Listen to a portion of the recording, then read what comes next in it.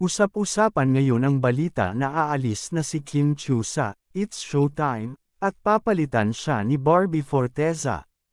Maraming netizens ang nag-react, at iba't ibang opinyon ang kanilang ibinahagi. Ang mga fans ni Kim ay nagtataka kung bakit aalis ang kanilang idolo, lalo na't siya ay isa sa mga pinakakilalang host ng programa. Ayon sa ilang sources, tila may ibang mga commitment si Kim Chiu na hindi maiwasan, kaya't nagdesisyon siyang umalis sa It's Showtime.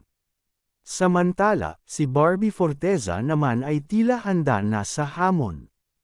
Kilala si Barbie bilang isang mahusay na aktres at TV personality, kaya't maraming nagsasabing bagay sa kanya ang maging bagong host ng programa. Maraming tagahanga ni Barbie ang nagsasabing excited na silang makita ang kanilang idolo sa It's Showtime.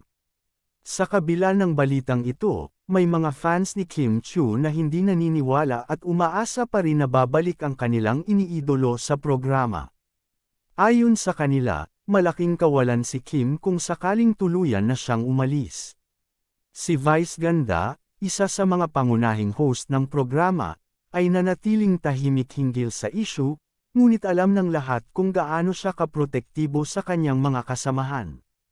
Ang mga spekulasyon at intriga ay patuloy na umiikot sa online na mundo.